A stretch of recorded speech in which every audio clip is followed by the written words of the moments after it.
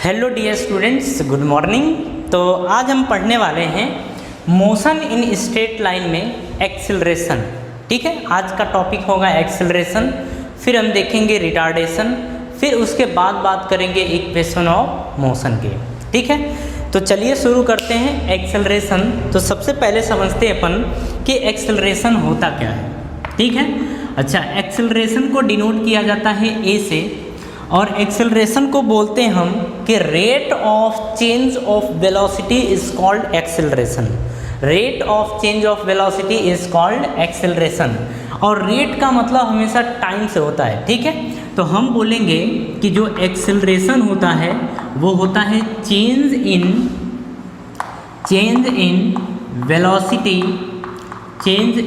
Velocity upon इस velocity में को चेंज करने में लगा टाइम, यानी कि टाइम टेकन। ठीक है, ये होता है एक्सेलरेशन। अच्छा, तो लिखेंगे A is equals to change in velocity का मतलब डेल वी अपॉन टाइम, लगा टाइम का मतलब टी, ये लिखेंगे, या इसको आप डेल टी भी लिख सकते हैं। इसे हम लिखेंगे v2 minus v1 upon del t को हम t2 माइनस t1 भी कर सकते हैं। ठीक है, यहाँ पे हम बोलेंगे कि जो v1 है वो है इनिशियल वेलोसिटी ये है। और अगर हम बात करें v2 की, तो v2 होता है हमारा फाइनल वेलोसिटी। ठीक है, अगर डेल टी या टी की बात करें तो अपन डेल टी की बात करेंगे तो t2 माइनस t1। अब हम बोलेंगे कि ये वेलोसिटी चेंज होने में लगा समय, यानी कि टाइम टेकन। ठीक है, अपन ये बोल देंगे। ये बात समझ में आई। एक्सेलरेशन क्या होता है, किस तरीके से कैलकुलेट किया जाता है। तो एक्सेलरेशन होता है change in velocity per unit time, a is equals to del we by del t, यानी v2 minus v1 upon t2 minus t1। इतनी बात ठीक है। चलिए, अब हम बात करते हैं इसके यूनिट्स की। ठीक है, इसके यूनिट की बात करेंगे, डायमेंशन की बात करेंगे, और हम फिर बात करेंगे इसके नेचर के बारे में, मतलब हम बोलेंगे इसके क्वांटिटी के बारे में कि किस तरीके की क्वांटिटी है। तो देखिए, सबसे पहले अपन बात करने वाले हैं इसके यूनिट के बारे में। ठीक है, तो यूनिट को हम देखेंगे दो तरीके से, एक तो SI और दूसरा CGS। ओके, SI और CGS। अगर हम एक्सेलरेशन की बात करें तो ये होता है del we by del t, यानी वेलोसिटी, और वेलोसिटी की यूनिट हमने देखा था कि मीटर पर सेकंड होती है, और टाइम की यूनिट होती है सेकंड, यानी एक्सेलरेशन की यूनिट हो गई मीटर पर सेकंड का स्क्वायर। ये हो गई एक्सेलरेशन की यूनिट। तो SI यूनिट होगी मीटर पर सेकंड का स्क्वायर। लेकिन अगर इसके CGS यूनिट की बात करें तो CGS यूनिट होगा यहाँ पे अपन बोलेंगे सेंटीमीटर पर सेकंड का स्क्वायर। ये होगी इसकी यूनिट। ठीक है, अब चलिए इसमें हम बात कर लेते हैं इसके बाद इसके डायमेंशन की, इसकी डायमेंशन क्या होने वाली है। तो देखिए, ये सेकंड है और हम देखेंगे डायमेंशन। ठीक है, अच्छा, डायमेंशन में देखिए हम लिखेंगे A is equals to del v, या फिर इस del we by del t, या डायमेंशन निकालते वक्त हम v बाई टी भी कर सकते हैं। ठीक है, अगर हम वेलोसिटी के डायमेंशन की बात करें तो v की डायमेंशन होती है l t की पावर माइनस 1, ये होता है। और अगर टाइम के डायमेंशन की बात करें तो ये होता है t की पावर 1। मेरी बात समझ में आ रही है। अब इसको अपन रखेंगे, इन सारी चीज़ों को उठा के यहाँ रखेंगे, तो लिखेंगे A is equals to V के प्लेस पे लिखेंगे L t की पावर माइनस 1, ये अपॉन में अपन कर देंगे t की पावर प्लस 1, ये आ जाएगा, इज इक्वल्स टू L की पावर 1 t की पावर माइनस 2, ये आ जाएगा इसकी डायमेंशन। ठीक है, तो जो एक्सेलरेशन की डायमेंशन है आपको डायरेक्ट याद करना है कि एक्सेलरेशन की डायमेंशन होती है एल टी की power minus 2। What? L T की पावर माइनस 2, ये इसकी डायमेंशन होती है। ठीक है, तो ये डायमेंशन भी हम देख चुके किस तरीके से डायमेंशन कैलकुलेट किया जाता है।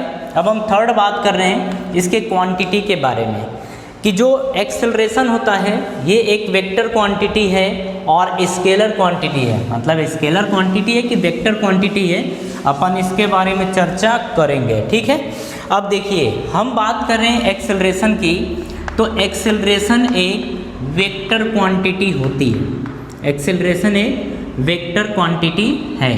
ठीक है, अगर इसके वैल्यू की बात करें तो इसकी वैल्यू हो सकती है पॉजिटिव और नेगेटिव, तो हम बोलेंगे कि एक्सेलरेशन या तो पॉजिटिव हो सकता है या तो नेगेटिव हो सकता है। ठीक है, एक बात यहीं पे ध्यान रखिएगा कि पॉजिटिव एक्सेलरेशन का मतलब होता है एक्सेलरेशन, ये एक ही नाम है। ठीक है, लेकिन निगेटिव एक्सेलरेशन का नाम होता है, निगेटिव एक्सेलरेशन का नाम होता है रिटार्डेशन।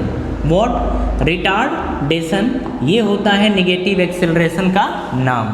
ये बात समझ में आ रही है? तो देखिए अभी हमने देखा एक्सेलरेशन के बारे में, तो एक्सेलरेशन के बारे में खैर इतनी ही चीज़ें हमें देखनी होती हैं, लेकिन अब हम देखेंगे टाइप्स ऑफ एक्सेलरेशन के बारे में कि एक्सेलरेशन कितने टाइप्स का होता है। तो देखिए जिस तरीके से हम स्पीड और वेलोसिटी के ऊपर चर्चा किए थे कि वेलोसिटी कितने टाइप की होती है, स्पीड कितने टाइप्स की होती है, उसी तरीके से अपन देखेंगे एक्सेलरेशन कितने टाइप का होता है। ठीक है, तो देखिए अगर एक्सेलरेशन की बात करें तो एक्सेलरेशन 4 टाइप का होता है, इसको 4 कैटेगरी में डिवाइड किया गया है।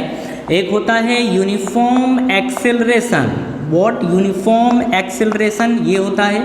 दूसरा होता है आपका non uniform acceleration, non uniform acceleration, ये होता है। अगर तीसरे की बात करें तो देखिए तीसरा जो होता है वो होता है एवरेज एक्सेलरेशन, एवरेज एक्सेलरेशन ये होता है। अगर फोर्थ की बात करें तो ये होता है इंस्टेंटेनियस एक्सेलरेशन, इंस्टेंटेनियस एक्सेलरेशन, ये होता है एक्सेलरेशन के टाइप्स। ठीक है, देखिए आपको पीडीएफ में ये सारी डेफिनेशंस मिल जाएगी, अब वहाँ से कॉपी कर लेना है। ठीक है, पीडीएफ डाउनलोड करके देख लेना, हो जाएगा।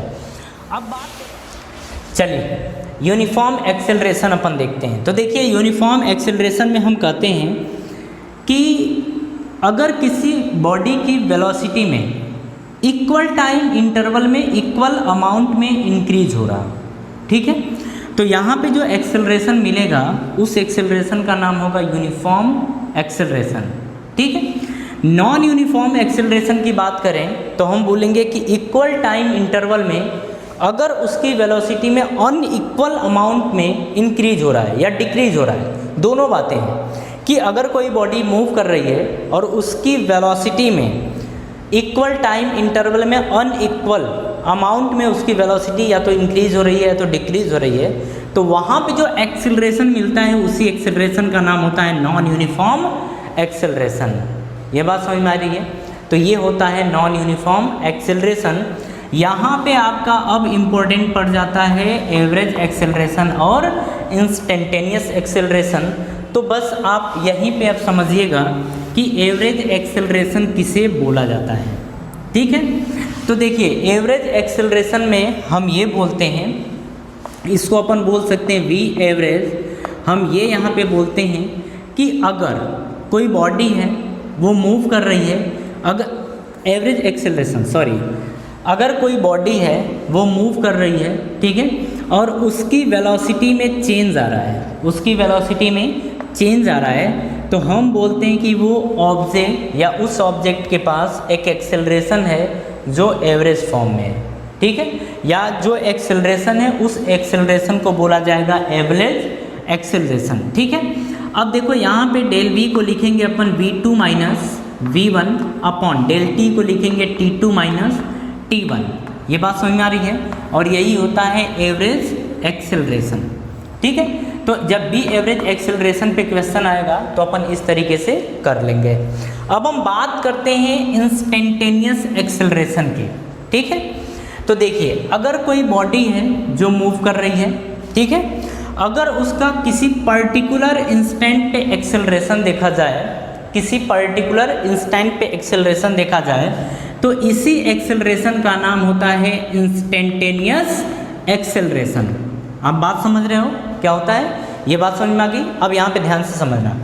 अगर हम बात करें कि इंस्टेंटेनियस एक्सेलरेशन की, तो हम यहाँ पे लिखेंगे A instantaneous is equals to, ध्यान से समझना यहाँ पे, अभी हमने देखा था यहाँ पे कि एक्सेलरेशन होता था del we by del T, और ये आता था, इसको बोलते थे एवरेज एक्सेलरेशन। ठीक है, तो एवरेज एक्सेलरेशन ही कन्वर्ट होता है इंस्टेंटेनियस एक्सेलरेशन में, लेकिन एवरेज एक्सेलरेशन में एक टाइम इंटरवल होता है, लेकिन इंस्टेंटेनियस एक्सेलरेशन में एक टाइम इंस्टेंट होता है। ठीक है, तो हम इसी को लिख देते हैं ऐसे लिमिट के फॉर्म में कि लिमिट यहाँ पे टाइम है यानी del T tending to zero, मतलब टाइम इंटरवल बहुत छोटा है, तो एवरेज जो एक्सेलरेशन होता है यानी del we by del t यही कन्वर्ट हो जाता है आपके इंस्टेंटेनियस एक्सेलरेशन में। ठीक है, तो फिर इसको मतलब इसको लिखने का एक और तरीका है जो मैथमेटिकल फॉर्म में लिखेंगे, तो इसे हम लिख सकते हैं डी अपॉन डी टी, और यहाँ पे क्या है आपका v, तो हम इसे बोलेंगे dv बाई डी टी, और यही प्रोवाइड करता है इंस्टेंटेनियस एक्सेलरेशन। ये बात समझ में आ रही है? तो देखिए एवरेज एक्सेलरेशन था लेकिन टाइम इंटरवल बहुत छोटा, यानी कि एक पर्टिकुलर इंस्टेंट की बात हो रही है, तो वहाँ पे del we by del t मतलब हम लिमिट के फॉर्म में लिख देंगे। ठीक है, और जब लिमिट के फॉर्म में लिखेंगे तो हम लिखेंगे A instantaneous is equals to limit del T tending to zero del we by del T, और यही कन्वर्ट होता है D we by D T में। बात समझ में आ रही है? तो इसे आपको अच्छे तरीके से ध्यान रखना है कि इंस्टेंटेनियस एक्सेलरेशन होता है D v upon d T.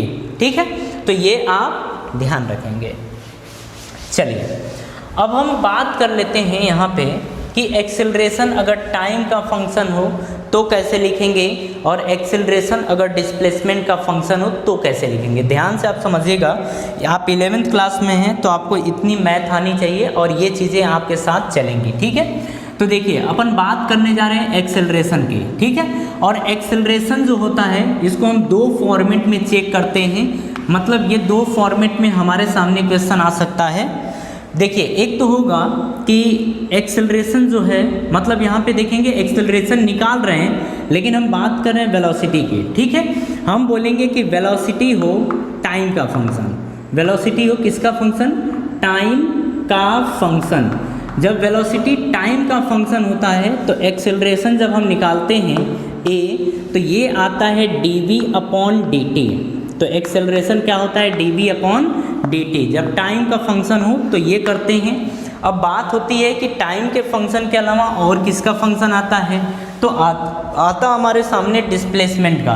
तो वेलोसिटी अगर डिस्प्लेसमेंट का फंक्शन हो, डिस्प्लेसमेंट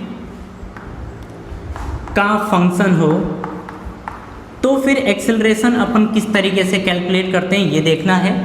तो हम लिखते हैं a इज इक्वल्स टू, देखिए अपन यही अभी लिखते हैं, तो ये लिखेंगे d v upon d T.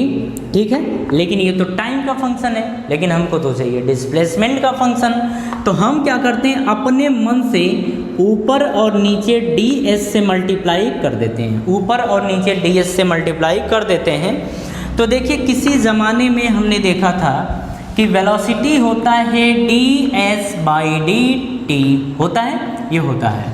अब यहाँ पे समझिएगा कि हम देखेंगे कि D S by D T, तो D S by D T को अपन क्या लिख सकते हैं, वी लिख सकते हैं। तो हम लिखेंगे यहाँ पे वी। अब देखिए ये d v upon d s ये बचा हुआ है, तो हम लिखेंगे d s upon d v upon d s, ये बचेगा।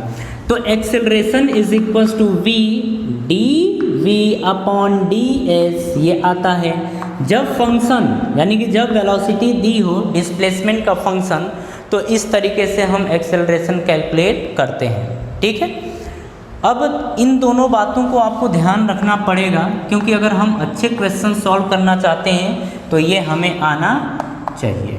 ठीक है, और ये इम्पोर्टेंट है, इसे अच्छे तरीके से ध्यान रखिएगा। आपको दो फॉर्मूले याद रखने हैं कि एक्सेलरेशन बराबर होता है D we by D t अगर टाइम का फंक्शन हो, तो अगर वेलोसिटी टाइम का फंक्शन है तो acceleration d we by D t, अगर वेलोसिटी अगर डिस्प्लेसमेंट का फंक्शन हो तो एक्सेलरेशन हो जाएगा v d v upon d s. Okay, copy करिए फटाफट।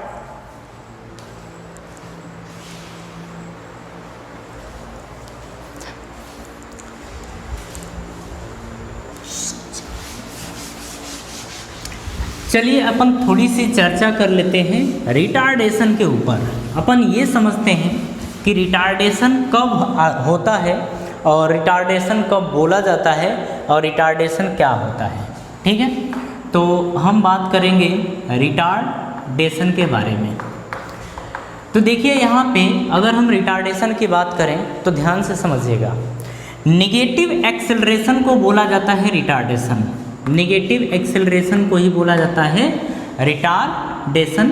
अब इसमें समझिएगा, मान लेते हैं कि अगर कोई बॉडी है, ठीक है, और वो मूव कर रही है, मान लेते हैं v वेलोसिटी से, ठीक है, लेकिन क्या हो रहा है कि इसकी वेलोसिटी धीरे धीरे बढ़ रही है, इसकी वेलोसिटी धीरे धीरे बढ़ रही है, तो हम बोलते हैं कि ये एक्सेलरेशन है। मतलब यहाँ पे अगर वेलोसिटी इंक्रीज कर रही है तो इसका मतलब कि एक्सेलरेशन यहाँ पे लग रहा है। अगर एक्सेलरेशन लगता है तो हम बोलते हैं वेलोसिटी इंक्रीज करती है। मतलब हम बोल रहे हैं कि अगर वेलोसिटी इंक्रीज कर रही है तो उसका कारण क्या होता है, एक्सेलरेशन। उसका कारण क्या होता है, एक्सेलरेशन। लेकिन अगर यही चीज़ हम बोलें कि वेलोसिटी तो थी, इसके पास v वेलोसिटी थी, लेकिन ये वेलोसिटी धीरे धीरे डिक्रीज हो रही है, तो वेलोसिटी धीरे धीरे क्या हो रही है, डिक्रीज हो रही है, तो जो एक्सेलरेशन यहाँ पे लग रहा है उसी एक्सेलरेशन का नाम हो जाता है रिटार्डेशन। ठीक है, उसी का नाम हो जाता है रिटार्डेशन। तो अगर वेलोसिटी को इंक्रीज कराए तो उसका नाम होता है एक्सेलरेशन, अगर वेलोसिटी को डिक्रीज कराए तो उसका नाम होता है रिटार्डेशन। अगर वेलोसिटी को इंक्रीज कराए तो एक्सेलरेशन, अगर वेलोसिटी को डिक्रीज कराए तो उसका नाम हो जाता है रिटार्डेशन। ठीक है, तो ये रिटार्डेशन के बारे में कुछ बात है, इसमें अपन एक बार डेफिनीशन को रीड कर ले रहे हैं, आप इसमें ध्यान से समझिएगा। बोल रहा है ये कि when the velocity of the body is changed we say it is accelerating। ये बात सही है। अगर ऑब्जेक्ट की वेलोसिटी में चेंजेस आते हैं मतलब वहाँ पे एक्सेलरेशन तो हो रहा है। ठीक है, द वेलोसिटी ऑफ बॉडी में इंक्रीज और डिक्रीज, दोनों चीज़ हो सकती है।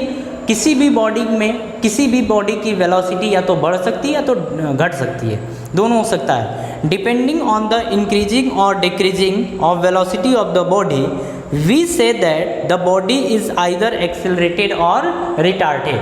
बात समझ में आ रही है? ये होगा the velocity of the body is increased, its acceleration is, the velocity of the body is decreased, its acceleration is negative। अगर बॉडी की वेलोसिटी डिक्रीज होती है मतलब उसका नाम होता है नेगेटिव एक्सेलरेशन, जिसको बोलते हैं अपन retardation. If the velocity of the body is increased, its acceleration is positive। अगर किसी बॉडी की वेलोसिटी इंक्रीज करती है मतलब वहाँ पे एक्सेलरेशन हो रहा है और उस एक्सेलरेशन को अपन बोलते हैं पॉजिटिव एक्सेलरेशन। ठीक है, अच्छा अगर बात करें रिटार्डेशन में तो देखिए रिटार्डेशन भी वही होता है कि चेंज इन वेलोसिटी। तो हम बोलेंगे रिटार्डेशन, तो रिटार्डेशन होता है, इसको हम बोलेंगे कि change in velocity, change in velocity upon time taken, upon time taken ये होता है। ठीक है, तो बस ये होता है कि रिटार्डेशन जो होता है इसमें क्या होता है कि अगर जैसे डेल v की बात करें और नीचे डेल t की बात करें, मतलब जो a आएगा वो आएगा del v by del t, क्योंकि रिटार्डेशन को भी a से ही डिनोट किया जाता है। ठीक है, तो अब इसमें जो v2 माइनस v1 आता है और ये डेल t को t अपन मान लेते हैं या t2 माइनस t1 मान लेते हैं। ठीक है, यहाँ पे क्या होता है कि जो शुरुआती वेलोसिटी v1 है वो ज़्यादा होती है, लेकिन जो बाद की वेलोसिटी v2 है वो कम होती है। तो ध्यान से देखिए, ये ज़्यादा ये कम, तो निगेटिव ज़्यादा और पॉजिटिव कम, तो ओवरऑल कैसा आ जाएगा, निगेटिव। तो जो यहाँ पे एक्सेलरेशन आता है वो निगेटिव एक्सेलरेशन आता है और इसी को बोल देते हैं अपन रिटार्डेशन। अब देखिए अगर इसके यूनिट और डायमेंशन की बात करें तो सब कुछ वही होता है जो एक्सेलरेशन का होता है, ठीक है। रिटार्डेशन की अगर यूनिट की बात करें तो मीटर पर सेकेंड का स्क्वायर या सेंटीमीटर पर सेकेंड का स्क्वायर ये होगा। अगर उसके डायमेंशन की बात करें तो L⁻⁻² इसकी डायमेंशन हो जाएगी। अगर इसके क्वांटिटी की बात करें तो ये एक वेक्टर क्वांटिटी है और इसकी वैल्यू पॉजिटिव और नेगेटिव हो सकती है, ठीक है। ये चलिए अब हम करते हैं कुछ क्वेश्चंस, लेकिन क्वेश्चन करने से पहले कुछ कॉन्सेप्ट समझ लेते हैं, ठीक है। देखिए यहाँ पे हमें करना क्या होता है कि हमसे क्वेश्चन पूछता कैसे है कि अगर डिस्प्लेसमेंट दिया हो और हमसे वेलोसिटी पूछे, ठीक है, तो हम डिफरेंशिएट कर देते हैं। क्या कर देते हैं? डिफरेंशिएट कर देते हैं कि अगर डिस्प्लेसमेंट है, वेलोसिटी हमसे पूछ रहा है तो हम डिफरेंशिएट कर देंगे। और अगर वेलोसिटी गिवन है और हमसे एक्सेलरेशन पूछे तो वेलोसिटी को हम कर देते हैं डिफरेंशिएट। तो देखिए डिस्प्लेसमेंट गिवन था और वेलोसिटी हमें कैलकुलेट करना था, तो हमने क्या किया कि डिस्प्लेसमेंट को डिफरेंशिएट किया तो वेलोसिटी मिला। अगर वेलोसिटी को डिफरेंशिएट करेंगे तो हमें एक्सेलरेशन मिलेगा, ठीक है। अब उल्टा भी होता है कि अगर एक्सेलरेशन दिया हो और हमें वेलोसिटी कैलकुलेट करनी हो तो हम इंटीग्रेट कर देते हैं। क्या कर देते हैं? इंटीग्रेट, मतलब एक्सेलरेशन को अपन इंटीग्रेट करेंगे तो वेलोसिटी मिलेगा और वेलोसिटी को अपन इंटीग्रेट करेंगे तो मिलेगा डिस्प्लेसमेंट। इंटीग्रेट, हाँ, जब वेलोसिटी को अपन इंटीग्रेट करेंगे तो मिलेगा डिस्प्लेसमेंट। मेरी बात समझ में आई? चलिए कुछ चीज़ें अपन और समझते हैं यहाँ से। यानी हम बोल रहे हैं कि अगर जैसे वेलोसिटी गिवन है तो हम लिखेंगे ds/dt। यहाँ पे हम बोलते हैं कि जो डिस्प्लेसमेंट होता है ये एक टाइम का फंक्शन होता है। किसका फंक्शन होता है? टाइम का फंक्शन होता है। और जो यहाँ पे t टाइम का फंक्शन हो गया, लेकिन s होता क्या है? ये होता है डिस्प्लेसमेंट। डिस्प्लेसमेंट ये होता है। लेकिन अब समझिएगा कि हमें डिस्प्लेसमेंट, अगर डिस्प्लेसमेंट दिया था तो वेलोसिटी हमने कैलकुलेट कर लिया, लेकिन मान लेते हैं कि वेलोसिटी हमें गिवन है, वेलोसिटी हमें गिवन है और हमसे पूछा जा रहा है यहाँ पे डिस्प्लेसमेंट, तो किस तरीके से डिस्प्लेसमेंट कैलकुलेट करेंगे? तो ये देखिए, लेकिन वेलोसिटी देखिए टाइम का फंक्शन है। वेलोसिटी किसका फंक्शन है?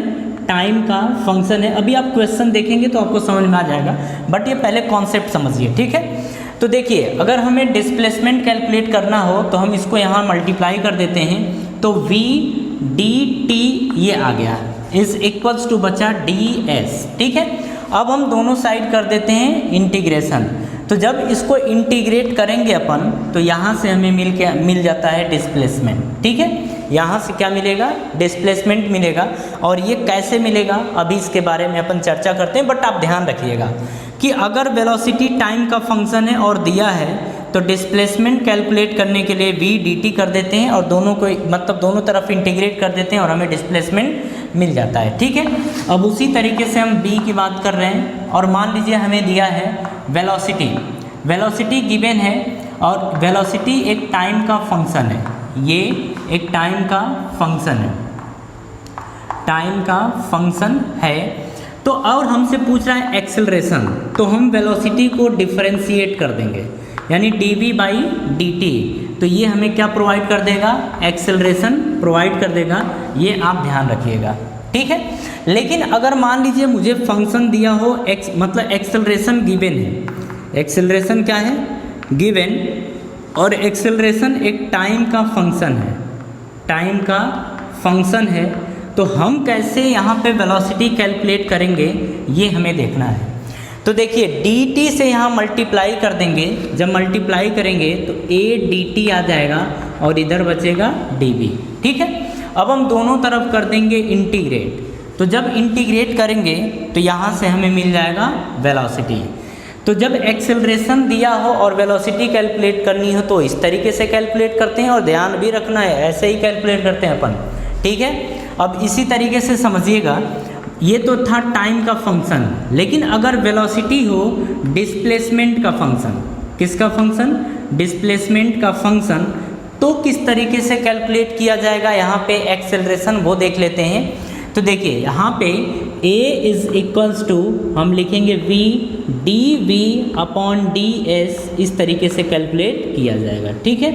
अब यहीं पे अगर ऐसे समझ लिया जाए कि जो एक्सेलरेशन है वो डिस्प्लेसमेंट का फंक्शन है, एक्सेलरेशन किसका फंक्शन है, डिस्प्लेसमेंट का फंक्शन है, और हमें कैलकुलेट करना है वेलोसिटी, तो हम इसको यहाँ लाएंगे तो हम लिख देंगे a ds is equals to v dv, ये और दोनों तरफ कर देंगे इंटीग्रेट, और यहाँ से हमें मिल जाएगा वेलोसिटी, ठीक है।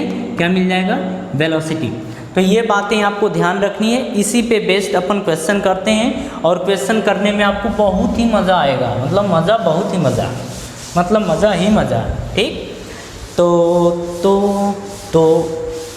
चलो अपन क्वेश्चन देखते हैं, क्वेश्चन क्या दिया है, और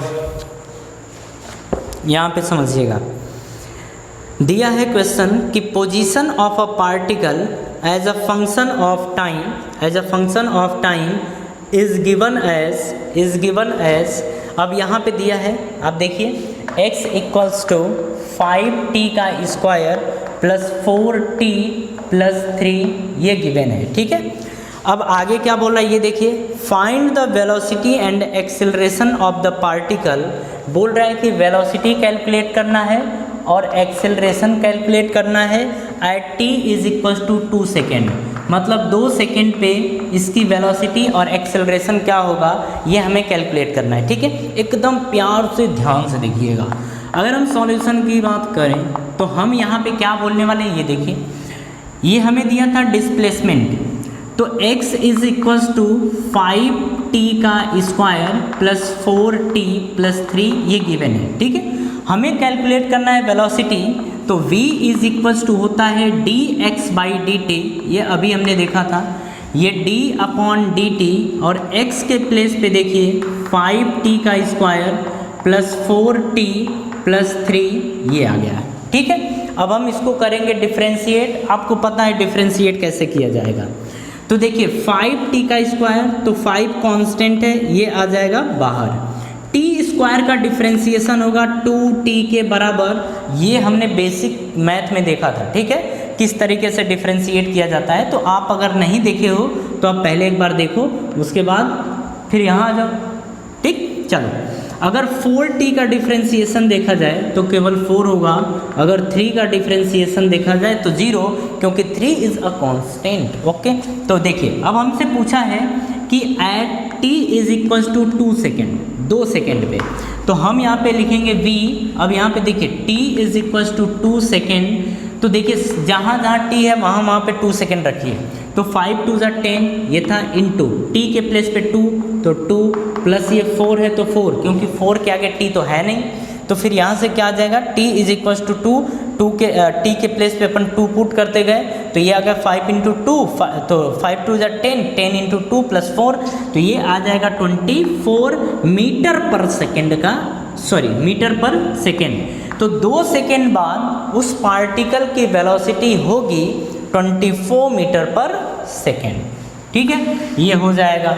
अब देखिए वेलोसिटी तो हम कैलकुलेट कर चुके हैं, एक्सेलरेशन कैलकुलेट करना है, तो एक्सेलरेशन होता है dv अपॉन dt, एक्सेलरेशन ये होता है, ठीक है। लेकिन अगर v की बात करें तो आप खुद देखिए v मिल नहीं गया है, जैसे हम डिस्प्लेसमेंट को डिफ्रेंशिएट किए थे तो वेलोसिटी ही मिला था, और वेलोसिटी हमारा क्या दिया गया है 10t प्लस 4, ये आया है, ठीक है, और ये हमारी वेलोसिटी है। तो अब इसी को यहाँ पुट कर देंगे, तो a is equals to d upon dt, और अंदर आ जाएगा ये आ जाएगा 5 to 10t प्लस 4, तो ये आएगा 10t प्लस 4, ये आ जाएगा, ठीक है।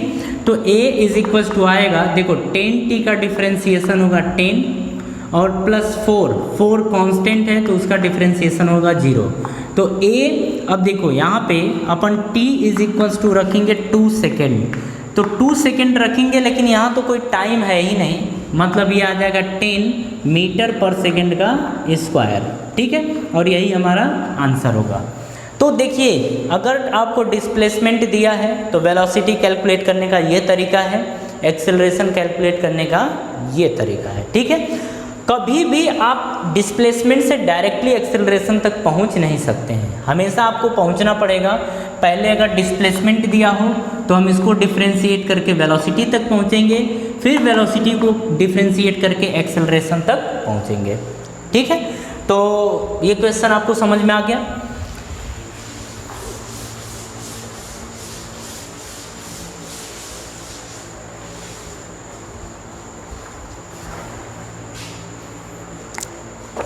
चलिए इसके बाद अपन बात करते हैं नेक्स्ट क्वेश्चन की, और नेक्स्ट क्वेश्चन भी अपने आप में काफ़ी मज़ेदार क्वेश्चन है, ध्यान से देखिएगा।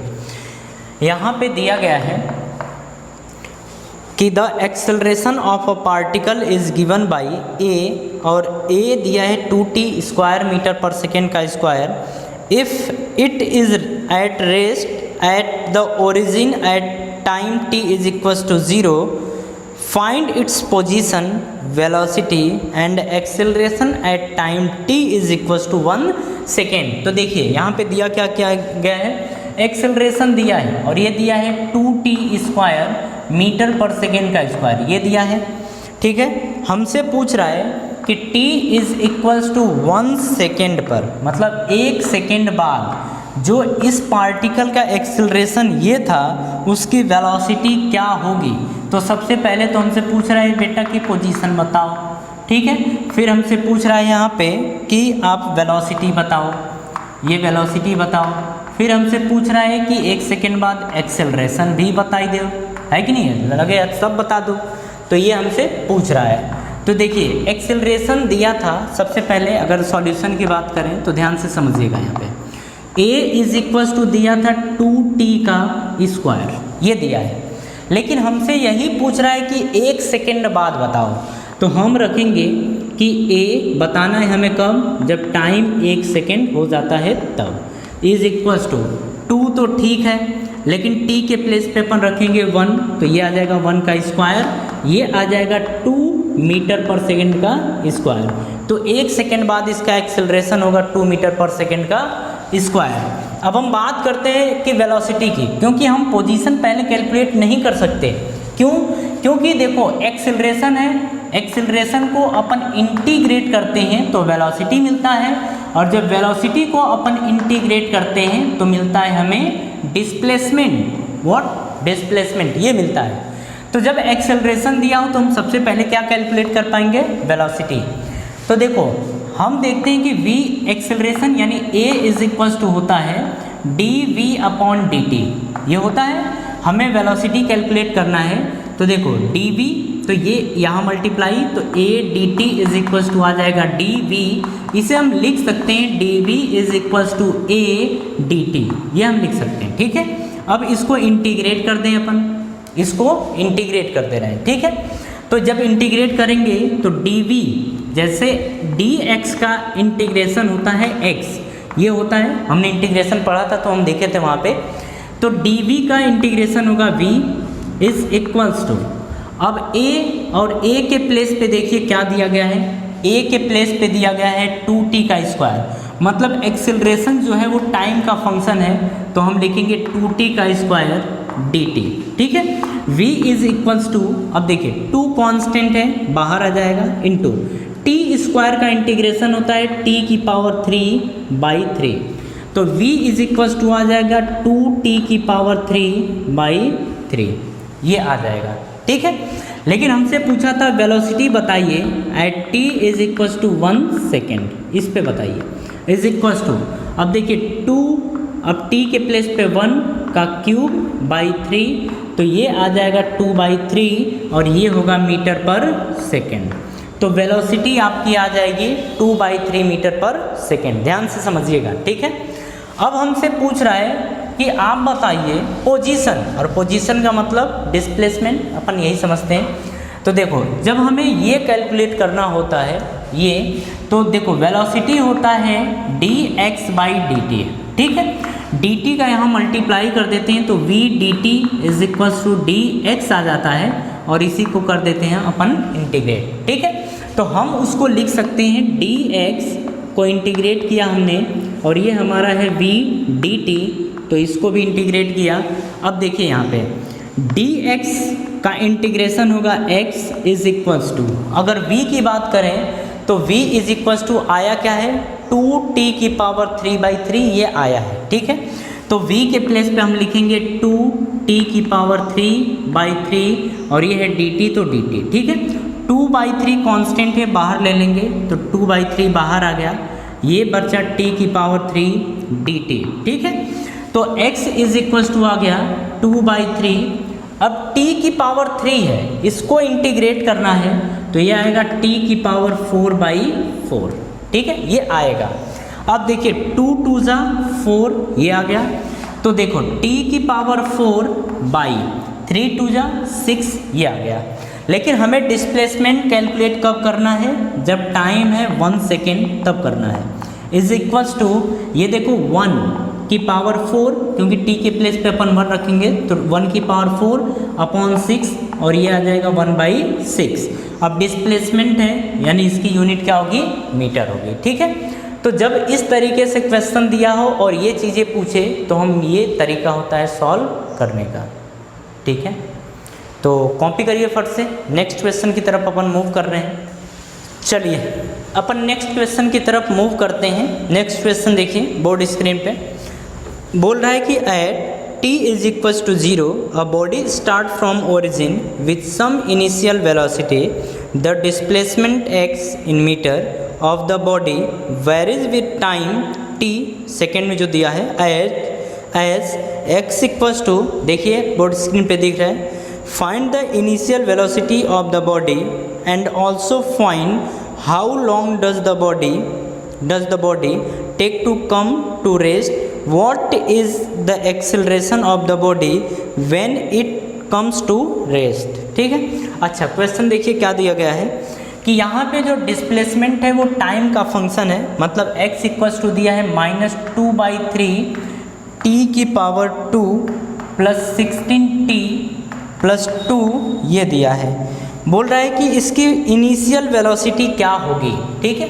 तो हमसे पूछ रहा है कि जब टाइम ज़ीरो है तो वेलोसिटी क्या होगी, ये हमारा फर्स्ट क्वेश्चन है, ठीक है। उसके बाद क्या बोल रहा है कि find initial velocity of the body, ये तो हो गया, and also find how long does the body take to come to rest.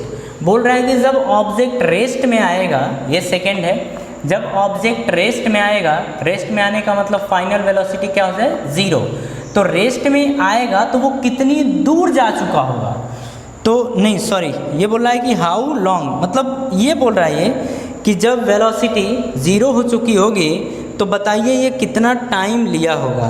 क्या हमसे पूछ रहा है टाइम, तो बोल रहा है कि कितना टाइम लिया होगा, तो टाइम हमसे पूछा है। नेक्स्ट हमसे पूछ रहा है ये कि what is the acceleration of the body when it comes to rest, मतलब हमसे बोल रहा है कि जब वेलोसिटी 0 हो जाती है, मतलब पार्टिकल रेस्ट में आ जाता है, तो फिर एक्सेलरेशन क्या रहा होगा, ठीक है। एक्सेलरेशन क्या रहा होगा ये हमसे क्वेश्चन पूछ रहा है, तो ध्यान से समझिएगा। t इज इक्वल्स टू 0 पर हमें वेलोसिटी चेक करनी है, डिस्प्लेसमेंट दिया है, तो सबसे पहले तो अपन इसको वेलोसिटी मतलब इससे वेलोसिटी निकालेंगे, तो v इज इक्वल्स टू आएगा dv/dt, ठीक है। तो v is equals to d/dt और v के प्लेस पे ये आएगा v is equals to dx/dt, ठीक है। अब x की वैल्यू पुट करें तो -2/3 t का स्क्वायर + 16t+2 ये आ जाएगा। तो v इज इक्वल्स टू, देखिए -2/3 कांस्टेंट है तो -2/3 बाहर इंटू t स्क्वायर का डिफरेंशिएशन होता है 2t प्लस 16t का डिफरेंशिएशन होगा 16 और 2 यानी कांस्टेंट का डिफरेंशिएशन होगा 0, ठीक है। हमसे बोल रहा है कि t is equals to 0 time पे, मतलब हमें वेलोसिटी कब कैलकुलेट करनी है, जब टाइम 0 हो, ठीक है। ये इज इक्वल्स टू ये -2/3 तो -2 और 2 2 = 4 तो -4/3 ये, और t टाइम के प्लेस पे अपन क्या पुट कर देंगे 0, तो ये आ जाएगा 0 प्लस 16, टाइम तो यहाँ है नहीं तो फॉर 16 तो हम बोलेंगे कि वेलोसिटी आ जाएगी 16 मीटर पर सेकेंड, ये हमारा क्या हो जाएगा आंसर। मतलब t is equals to 0 time पर पार्टिकल की वेलोसिटी कितनी थी 16 मीटर पर सेकेंड के बराबर, ठीक है। अब देखिए नेक्स्ट क्वेश्चन की बात कर रहा है हमसे, सेकेंड क्वेश्चन बोल रहा है कि जब वेलोसिटी 0 हो जाती है तो टाइम मतलब कितने समय बाद पार्टिकल की वेलोसिटी ज़ीरो हो जाती है। तो देखिए बोल रहा है कितने समय बाद पार्टिकल की वेलोसिटी ज़ीरो हो जाती है, तो इसको तो पहले लिख लें -4/3 t + 16, ठीक है, ये लिख दें। हमसे पूछ रहा है कि कितने समय बाद पार्टिकल की वेलोसिटी ज़ीरो हो जाती है, तो अब v के प्लेस पे अपन पुट कर देंगे 0, ठीक है। तो v इज़ इक्वल्स टू 0, यानी कि अपन रखेंगे -4/3 t इज़ इक्वल्स टू 16। तो हम यहाँ पे रखेंगे -4/3 t + 16 इज़ इक्वल्स टू 0, ये रख देंगे।